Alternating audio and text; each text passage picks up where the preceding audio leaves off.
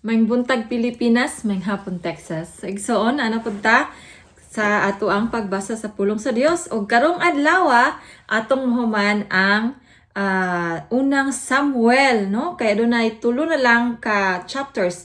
So 29, 30 ug 31. And hopefully mahuman dyan nato siya karon nga adlaw aron nga susunod higayon masugdan na nato ang ikaduhang Samuel. So igsoon, salamat nga naa ka karon og at before ta magsugod, uban ko sa to ang mga pag-ampo. Dalaygon og mahimayaon na mo nga Dios. Salamat kay Lord nining taknaa. Salamat Lord sa imuhang paghatag ka namo kinabuhi Ginoo. Salamat sa imong gugma, salamat sa imong pagkamaayo sa imong kinabuhi. Salamat sa imong proteksyon, salamat Ginoo sa imong provision sa matag adlaw. And Lord, I pray nga kanang tanan nga nananaw karon Lord nga nga video, ikaw sa magapanalangin kanila o Dios uban lang tibok panimalayan. I pray Lord nga ikaw maga-empower kanila Ginoo sa matag adlaw o tudloi sila Ginoo sa imong dalan o giyahi sila Ginoo sa matag adlaw Ginoo nga ilang pagkinabuhi o God. Lord, I pray nga ikaw ang Dios may magapamuhat o magapanalangin ngadto kanila o God.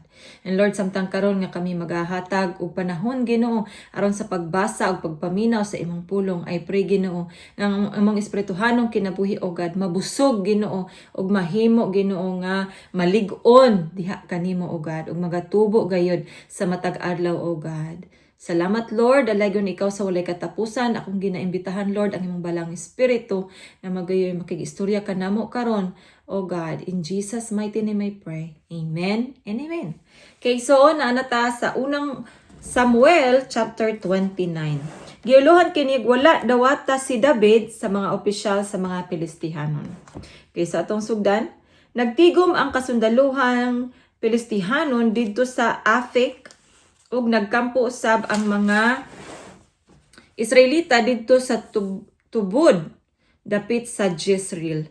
Samtang nagmarcha ang mga opisyal sa kasundaluhang Pilistihanon uban sa ginatos ug sa nilibo kasundalo, nagmarcha usab si David ug ang iyang kasundaluhan didto sa luyo uban kang Akish. Unya miingon ang mga opisyal nga Pilistihanon, unsa may gibuhat niining mga Hebro dinhi? Mitubag si Akish, kini mao si David, sulugoon ni Saul nga hari sa Israel.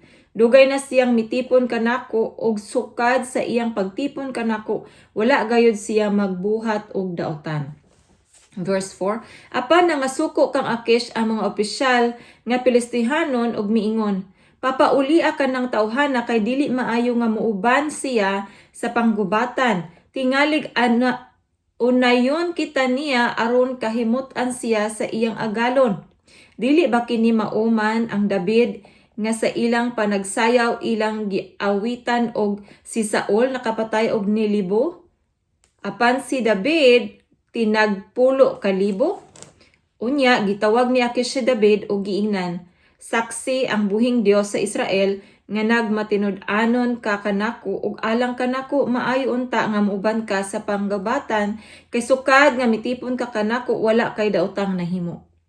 Apan ang mga opisyal dili muuyon nga muuban ka. Busa pauli na lamang nga malinawon aron dili masuko kining mga opisyal. Og miingon si David kang Akish, apan unsa may akong nabuhat? Unsa may nahinawayan mo kanako nga dili mo man ako paubanon sa pagpakigubat sa imong mga kaaway kamahalan. Verse 9, gitubag siya ni Akish, wala ako'y nahinawayan kanimo. Sama ka sa usa ka anghel sa Dios, apan dili buot ang mga opisyal nga muuban ka sa panggubatan. Busa ugma sa sayo sa buntag pauli uban sa imong mga sako. Busa sayo sa buntag migikan si David og miipauli ngadto sa yuta sa mga Pilistihanon, apan ang mga Pilistihanon miadto sa Jezreel. So, mao kadto ang chapter 29 igsoon ug atong ipadayon ang chapter 30. Kay giuluhan kinig ang buhat batok sa mga Amalekanhon. Okay, verse 1. Sa ikatulo nga adlang panaw ni David ug sa iyang mga tawo, miabot sila sa Ziklag ug nasayran nila ang nga gisulong sa mga Amalekanhon ang Negev ug ang Ziklag. Nailog sa mga Amalekanhon ang Ziklag ug ila kining gisunog. Gipamihag nila o gidala ang tanang babayi apan wala gayud kanilay gipatay. Og sa paghiabot ni David og sa iyang mga tawo didto sa syudad, nakita nila nga gisunog gayud ang syudad og gipamihag ang ilang mga asawa ug mga anak. Busa nagminatay si David ug ang iyang mga tawo hangtod nga nawad-an silag umoy. Verse 5, nahiapil pagkabihag ang duha ka asawa ni David, si Ahinoam nga taga Jezreel ug si Abigail nga byuda ni Nabal nga taga Carmel. Hilabihang guulan ni David kay ang mga tao nakahuna-huna man sa pagbato kaniya tungod sa ilang kaguol sa ilang mga anak. Apan misalig si David sa Ginoo nga iyang Dios. Unya giingnan ni David si Abiatar, ang pari nga anak ni Ahimelech, dad-a nga ri ang ipad. Busa gidala kini ni Abiatar og nagpakisayod si David sa Ginoo. Gukdon ko ba ang mga tao nga naghimog kadaot?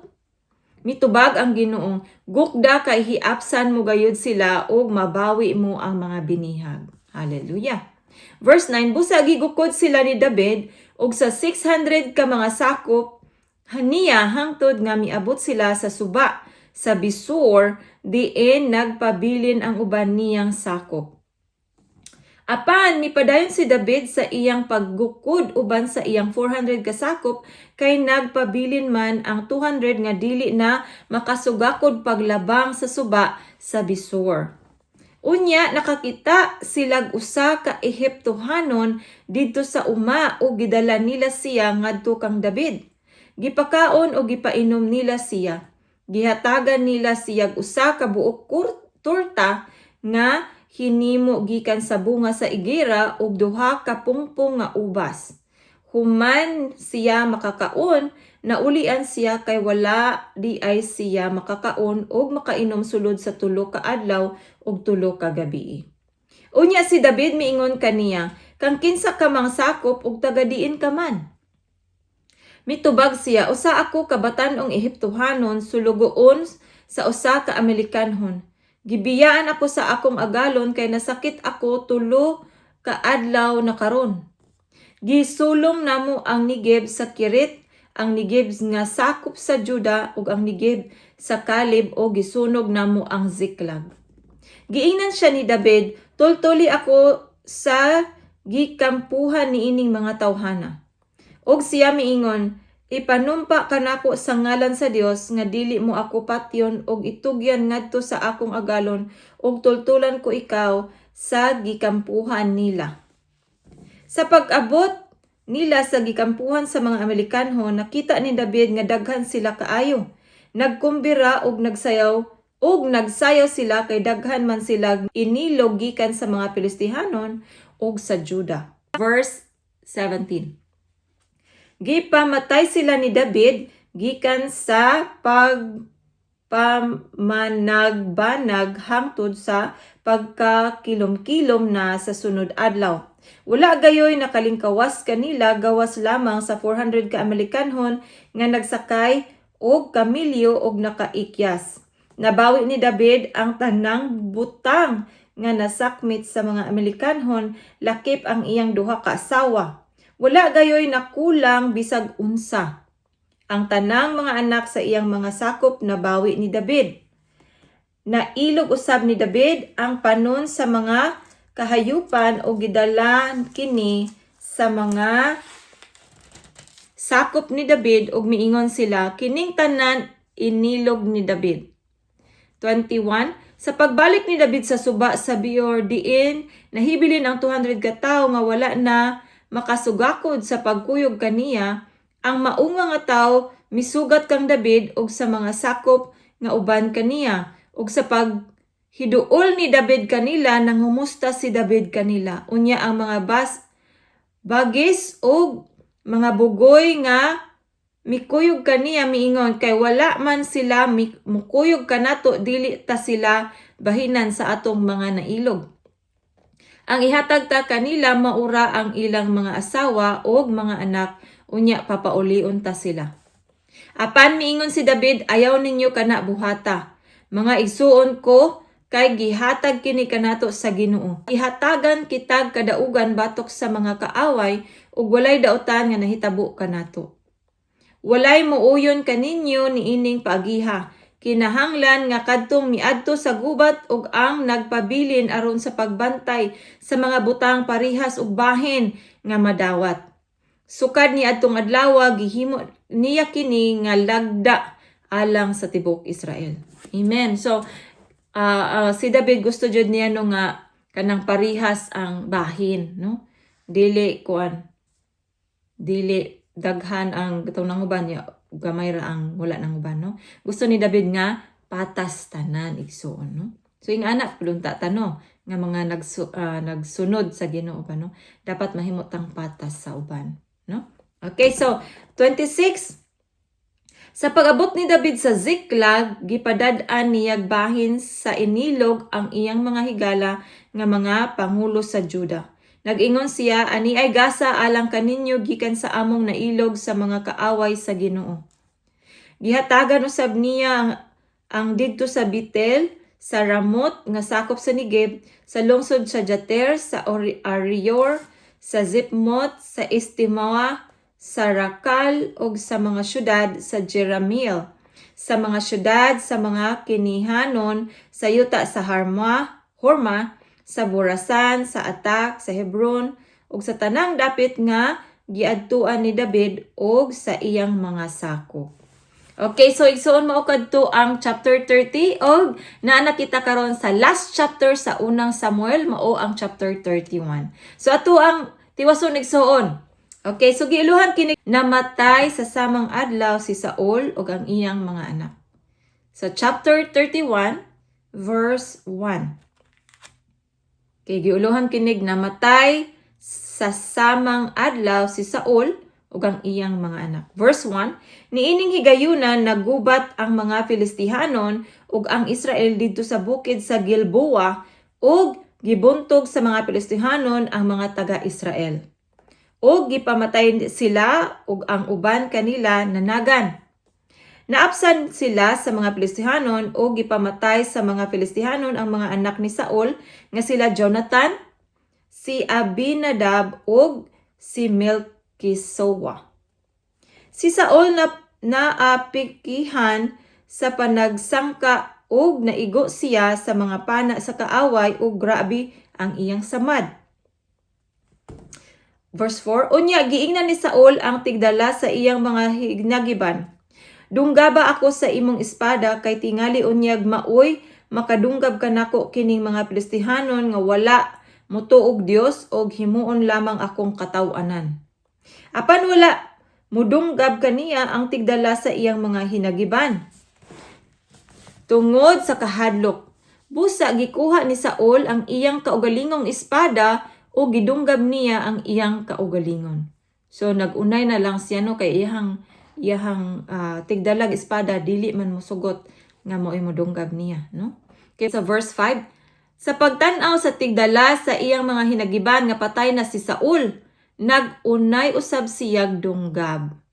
Busa ni adtong adlaw namatay si Saul ug ang iyang tulo ka anak ug ang tigdala sa iyang mga hinagiban ug ang tanan niyang mga sakop.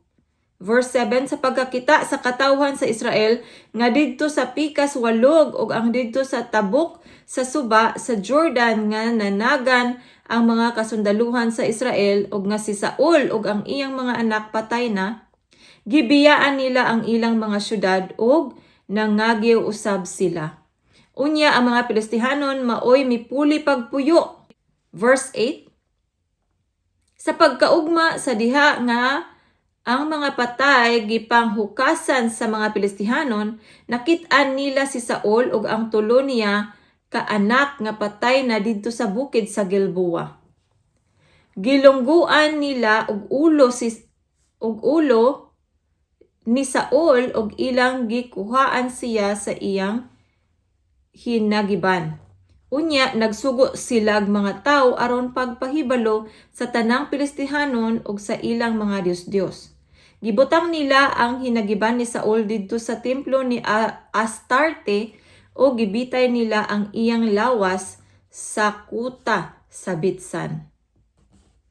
11, apan sa pagkasayod sa mga lumulupyo sa Jabes Gilead sa gibuhat sa mga Pilistihanon kang Saul, ang tanang isog nga tao sa Jabes Gilead miadto sa pagkagabii o gikuha nila ang lawas ni Saul og sa iyang mga anak o gidala nila kini sa Jabes o gisunog.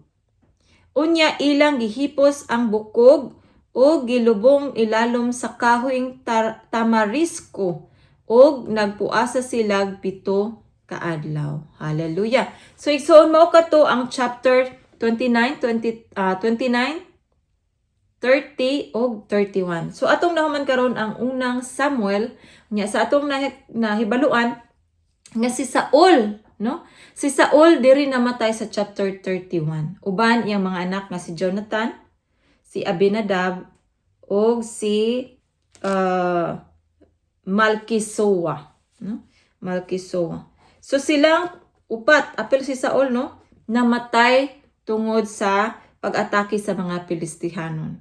O si Saul nag-unay sa iyang kaugalingon kay naigo man siya sa Pilistihanon apan wala siya namatay, no? Pero ang iyang tigdala og espada dili mosugot nga siya'y paunayon sa iyang amo. So si Saul mismo ang nagpatay sa iyang kaugalingon aron dili siya mapatay sa mga kaaway nga maong Amerikanhon, no? So igsuon ang ato ang makita diri ang Ginoo justice, no?